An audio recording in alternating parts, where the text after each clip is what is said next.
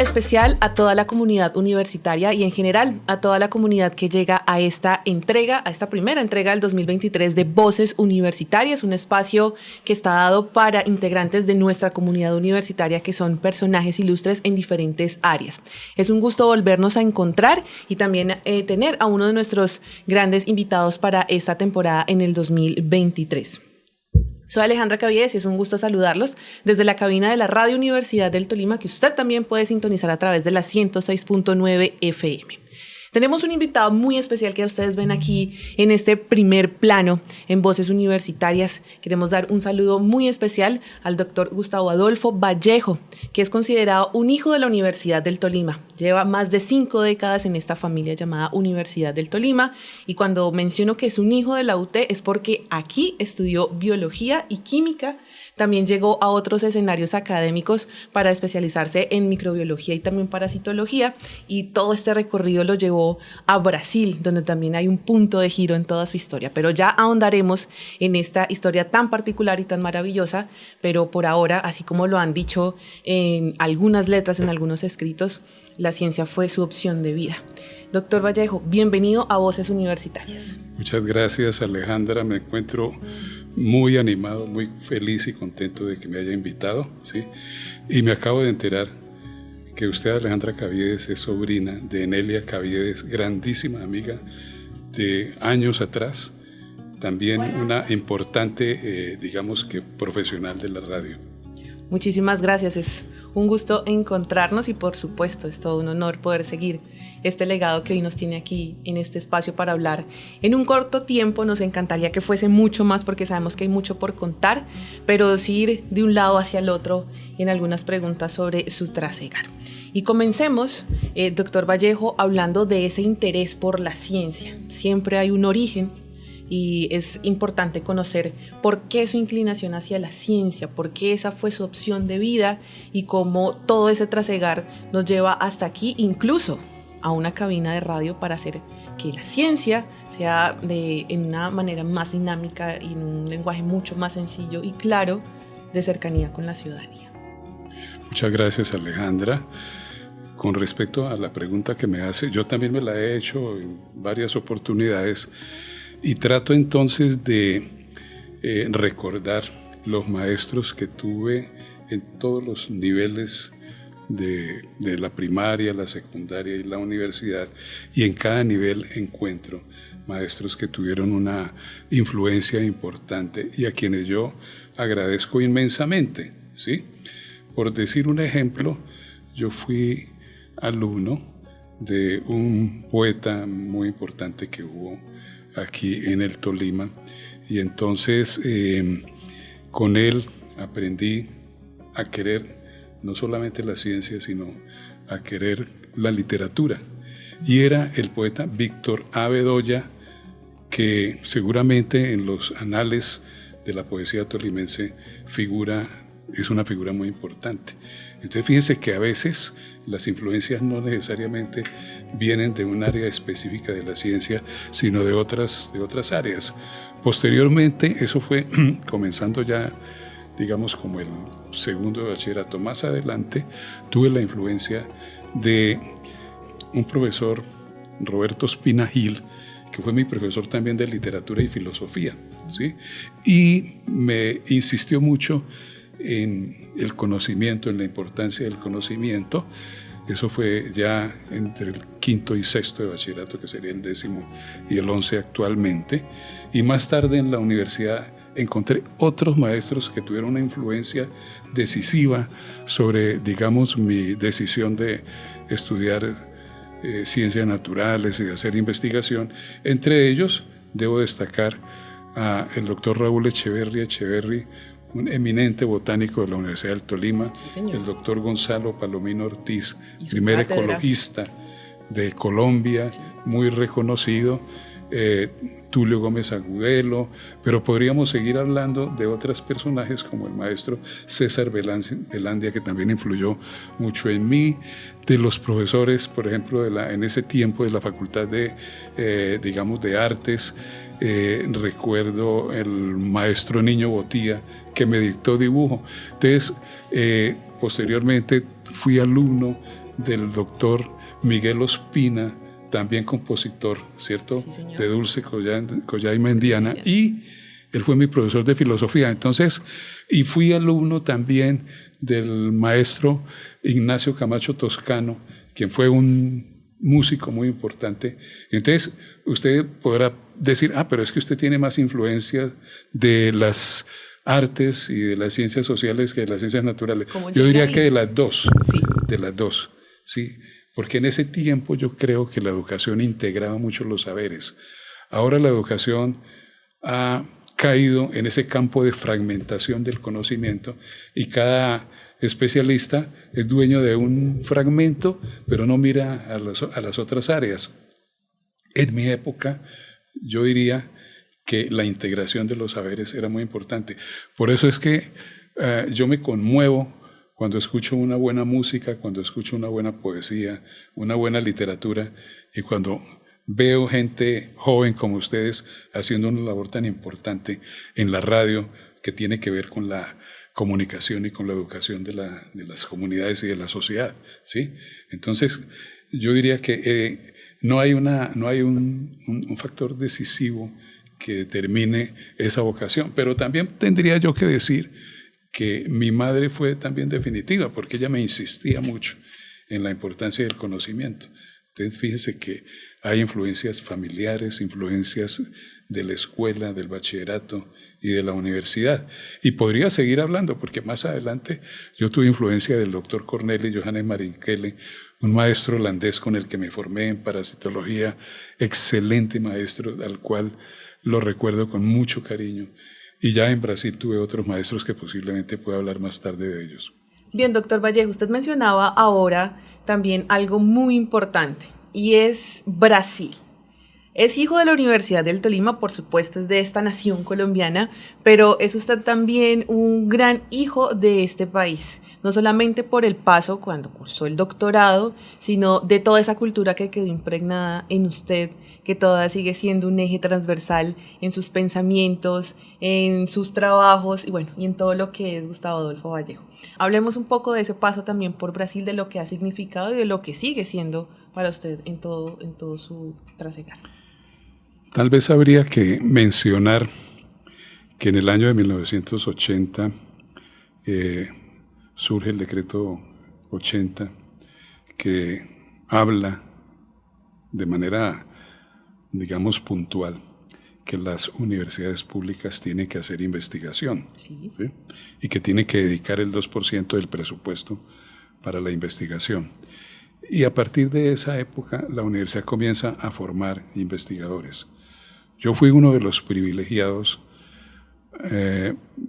para que la universidad me enviara a hacer una maestría a la Universidad de los Andes con el doctor Corneli Johannes Marinkele entre el año 81 y 84, y posteriormente, después de haber incursionado ya en los primeros proyectos de investigación, la universidad nuevamente me da la oportunidad y el privilegio de viajar al Brasil a hacer un doctorado en parasitología en la Universidad Federal de Minas Gerais.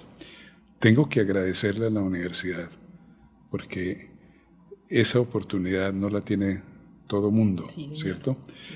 Y yo estuve en Brasil, afortunadamente llegué a un grupo reconocido en Brasil y reconocido internacionalmente, que fue el grupo del doctor Egler Chiari en parasitología y del doctor Danilo Júnior Pena del Departamento de Bioquímica y Biología Molecular y la doctora Andrea Mara Macedo. Con ellos tres hice mi doctorado y afortunadamente escogí un problema que era necesario, digamos, que aclarar en la diferenciación de unos parásitos que circulan por toda América Latina. Logré hacer una tesis doctoral exitosa con publicaciones internacionales. Aprendí la cultura brasilera. No aprendí a zambar porque es muy difícil. Pero seguro. Pero aprendí a escuchar la música brasilera, sí, todo lo que significa y el significado que tiene para América Latina, ¿cierto? esa música brasilera tan hermosa que es, pero aprendí también la culinaria brasilera. Y yo generalmente durante años atiendo a mis estudiantes y a mis amigos con comida brasilera, ¿sí? Y ellos siempre salen muy satisfechos. Entonces, es el aprendizaje no solamente de la ciencia, sino de la cultura también, ¿sí? Y de ir y volver, me imagino que... Claro, y visité a Brasil durante varios años. En los últimos años ya estoy un poco más dedicado pues a otras cosas aquí en Colombia, pero siempre recuerdo y llevo a todos esos amigos brasileños en el corazón. Ellos para mí fueron decisivos en mi formación, ¿cierto? Un punto de giro podría también afirmarse. Sí, es un punto de giro también muy importante. De manera que esa es un poco la historia con Brasil. Allí estuve un poco menos de 4 años, que duró mi doctorado, y fue formidable, formidable. Los recuerdos son muy hermosos, el respeto que ellos tienen por la academia, por la ciencia, es algo muy importante, especialmente en esa universidad donde estuve, que es considerada la tercera universidad, digamos, brasilera, ¿no? Y creo que la tercera, pero es como una de las primeras universidades estatales, y está después de la Universidad de Sao Paulo, que ocupa el primer lugar, ¿sí?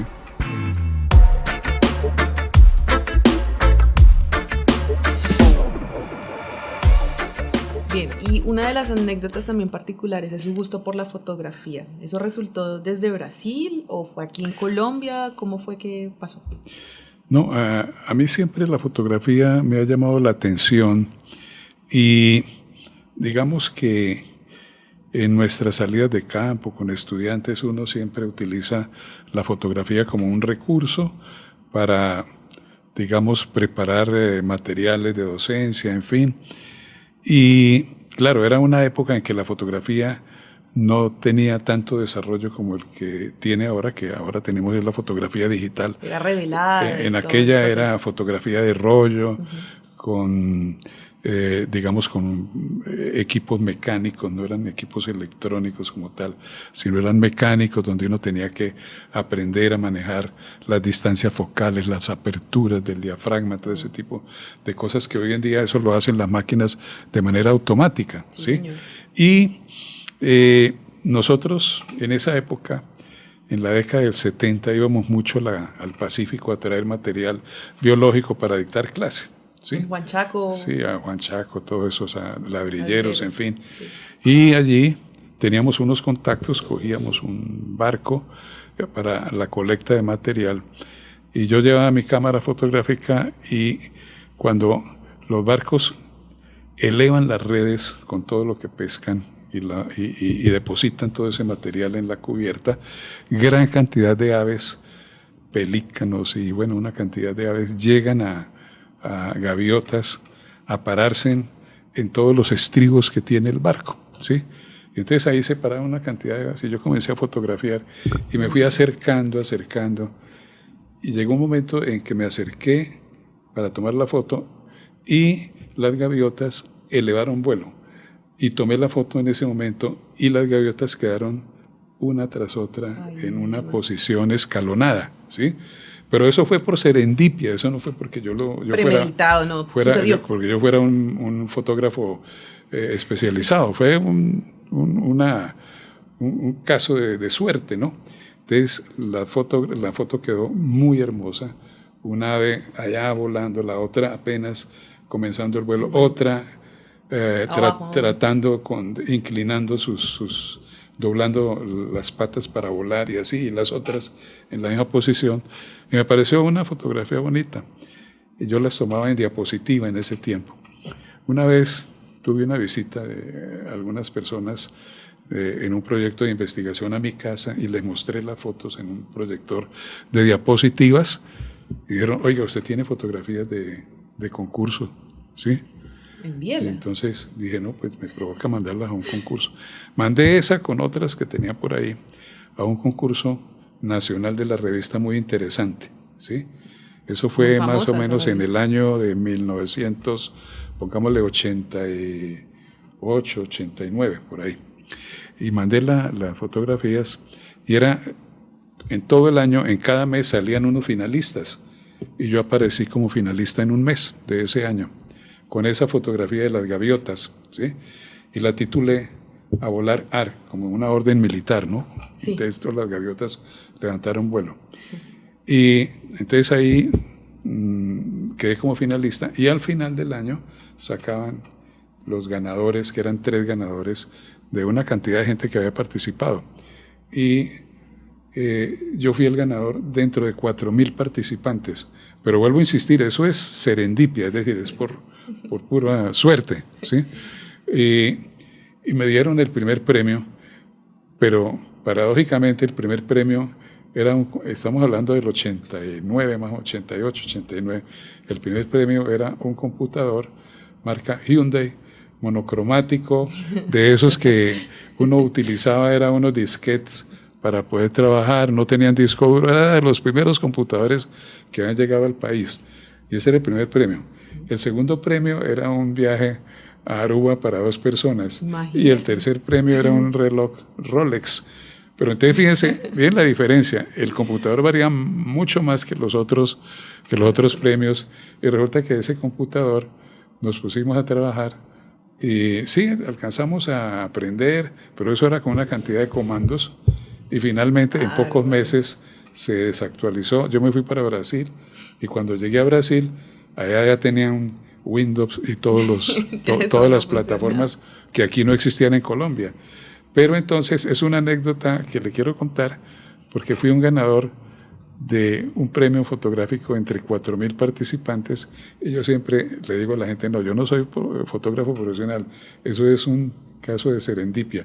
Y la serendipia sucede en todas las actividades de la vida. En la misma ciencia también hay serendipia. Sí. Uno encuentra descubrimientos así porque los encontró, pero no es porque los esté buscando, ¿sí? Yo también creo que con esta anécdota podemos afirmar que la ciencia también se comunica desde ese otro tipo de lenguajes, desde otros formatos, y yo creo que también ha sido esa una de sus misiones desde hace mucho tiempo, ¿no? Asegurarse que la ciencia no llegue a la gente desde el formato más complejo. A veces uno no puede entenderlo, obviamente uno no está dedicado a ese estudio, a la ciencia en exacto, pero sí hacer la ciencia más cercana, que está al alcance de todos, y no por nada estamos en este espacio donde generalmente a la semana hay una franja dedicada a la ciencia. Sí. Hay un año también de la ciencia que de manera internacional pues reúne muchas ideas, muchos trabajos, pero también muchas maneras de contar. ¿Por qué ese concepto, doctor Vallejo, de hacer que la ciencia llegue desde otras formas de comunicación? Sí, la ciencia, llamemos un poco lo que se llama la ciencia dura, que es esa ciencia que se desarrolla por allá en unos países que puede ser ciencia básica o ciencia aplicada y que le invierten muchísimo dinero. Esos resultados circulan en una comunidad que tiene mucho interés específico sobre esos resultados. Pero la gente que trabaja con ciencia, los epistemólogos, consideran que es urgente y es necesario sacar esa ciencia de esos escenarios restringidos para llevarla a la sociedad, a la comunidad. Y eso es lo que se denomina apropiación social del conocimiento. Eso es lo que se denomina también, digamos que, la divulgación del conocimiento y la divulgación de la ciencia. Los países que nos llevan ventaja son muy fuertes en eso, en divulgación y en apropiación social del conocimiento y de la ciencia. Y eso hace que las comunidades y la sociedad valore la importancia de la ciencia. Totalmente. Entonces, uno va a un país desarrollado y uno dice, mire, yo hago investigación y la gente considera que eso es importante. Pero desafortunadamente en nuestro medio, si uno va a algún sitio y uno dice, mire, yo hago investigación, la gente ni siquiera le parece que eso sea importante. Suponga usted que usted va a una plaza de mercado a hacer mercado y usted dice que yo soy investigador. La gente ni siquiera sabe si eso es importante o no. Entonces, el asunto de la apropiación social del conocimiento es importantísimo. Y eso lleva su tiempo. ¿Sí? Eso no es que con un programa en poco tiempo se logre, digamos, que sensibilizar a la comunidad para que entiendan la importancia de la ciencia. Pero eso de manera reiterada y recurrente va haciendo cambiar la mentalidad de la gente. Entonces ahí es donde está la importancia. Por eso este programa que se está desarrollando los jueves, que es la celebración del Año Internacional de las Ciencias Básicas para el Desarrollo Sostenible, lo que se pretende es precisamente eso, es hacer una, digamos que, apropiación social de un conocimiento que muchas veces se queda solamente en el ámbito de los especialistas. Y de esa manera creo que la Universidad del Tolima puede contribuir de manera significativa. Y yo siempre, cuando hablo aquí con el personal de la radio de la Universidad del Tolima, les digo, mire, si hay algo importante en la universidad, es que la universidad haya creado una emisora, porque es un medio de comunicación masivo que le permite divulgar muchas cosas a la comunidad.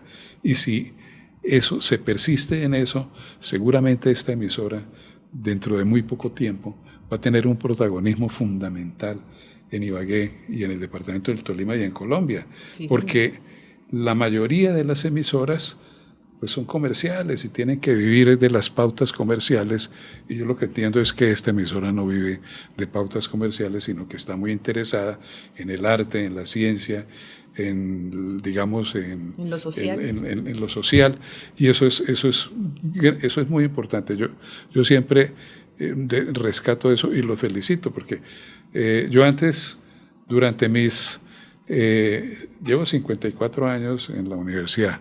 En esos primeros 52 años no había tenido oportunidad de estar en una emisora, y ahora sí estoy en una emisora y me parece fabuloso. Ojalá uno pudiera grabar clases y divulgarlas, y como estamos haciendo con estas entrevistas. Estas entrevistas seguramente van a constituir un material didáctico importantísimo para todos los niveles educativos. Entonces, yo creo que eso que usted plantea es importantísimo. Y a ustedes, los comunicadores, los felicito. Hay que insistir en eso.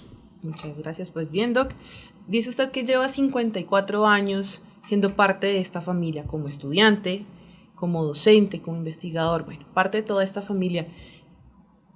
Redondeémoslo, resumámoslo en unas pocas palabras, lo que significa la Universidad del Tolima para usted y lo que significa todo este trabajo de tantos años, de todo este ejercicio de construcción, no solamente como profesional, sino también como persona, como tolimense, pues para el mundo, lo que es la Universidad del Tolima. Claro, pero quisiera agregarle un dato más antes de responder su pregunta. Sí, señor. Resulta que yo conocí la universidad antes de estar ahí en el campus de Santa Elena. Cuando tenía las otras sedes. Yo conocí la hacienda Santa Elena. ¿Sí? Sí, señor. ¿Por qué? Porque ya el barrio Santa Elena existía, y mi mamá me llevaba a visitar unos amigos al barrio Santa Elena, y yo salía con los hijos de esos amigos a jugar fútbol en un pastizal que había en la hacienda Santa Elena. Es decir, subía uno, la casa de la hacienda existe todavía en la Universidad del Tolima, que es esa casa que queda como al lado de la Facultad de Ingeniería Forestal, una casa ahí de ladrillo blanco, no sé si la recuerda, o casi frente al Instituto de Idiomas, algo ahí. El Centro de Idiomas. Hay una casa blanca de ladrillo, sí, antigua. Esa era la casa de la hacienda. Y ahí jugábamos fútbol. Yo estaba muy niño. Yo no sabía que ahí iba después la Universidad del Tolima. Y todo lo que vino después. Sí, yo ingresé a la Universidad del Tolima en el año de 1969, hace 54 años, lo que significa que llevo el 74% de mi vida vinculado a la Universidad del Tolima, y como tal vez le dije fuera del diálogo eso hace que uno quiera la institución, porque es casi que las 3/4 partes de mi vida las he tenido en la universidad. Sí, señor. Y he conocido mucha gente, estudiantes, profesores en este tiempo, gente valiosísima, gente con una capacidad enorme de producir. Es decir, sobre eso podríamos tener un diálogo muy extenso, pero allí encontré esos maestros que me inspiraron y que recuerdo con una alegría y digamos con un afecto muy importante, ¿cierto? Y yo creo que el día que yo me vaya de la universidad, seguramente regresaré periódicamente y cada vez que me siente en algún lugar de la Universidad del Tolima, vendrán a mí los recuerdos fabulosos de una vida que tuve tan armoniosa y, digámoslo, productiva, porque ha sido una vida productiva en lo académico y en lo científico, ¿cierto? Y para mí ha sido una felicidad porque la vida me dio una oportunidad excepcional de vivir en ese claustro al cual quiero muchísimo, ¿cierto? Al cual quiero muchísimo y seguramente ese afecto continuará y seguramente al retirarme puede ser que yo tenga la salud y la posibilidad de contribuir nuevamente con algunas cosas para la Universidad del Tolima, ya no como funcionario, sino como una persona que quiere a esa institución y que le quiere seguramente contribuir en algún aspecto académico. Entonces, eso sería como un resumen de ese tiempo, de esos 54 años. 54 años muy bien vividos ahí dentro de la Universidad del Tolima, con mucho respeto por todo el mundo, por los estudiantes, por los colegas. Una época fabulosa, ¿cierto?, que recuerdo con mucho cariño. Pues bueno, yo creo que es el agradecimiento de toda esta universidad, de su transformación con el paso de los años, porque sin duda es un hijo consagrado, es un verdadero hijo de la UT, es un orgullo de la Universidad del Tolima y que está aquí con nosotros en Voces Universitarias. Queremos agradecerle, Doc Vallejo, por sus aportes, por su dedicación, por todo lo que significa, por su amor y su entrega y por estar, por supuesto, aquí con nosotros en Voces Universitarias, que es un espacio para toda la comunidad universitaria y, por supuesto, para toda la ciudadanía. Muchas gracias, Alejandra Caviedes. Por favor, me le da un afectuoso saludo a su tía, sí, Enelia Caviedes, porque también la recuerdo con mucho cariño y porque fue una de las profesionales de la radio que más se destacaron en Ibagué. Bien, esto ha sido una entrega del 2023, la primera entrega del 2023 de Voces Universitarias. Ha sido un gusto encontrarnos desde aquí. Muchas gracias a la Radio Universidad del Tolima por abrirnos las puertas de este espacio que también es de ustedes. Sigan con nosotros y nos vemos pronto. Esto es Voces Universitarias.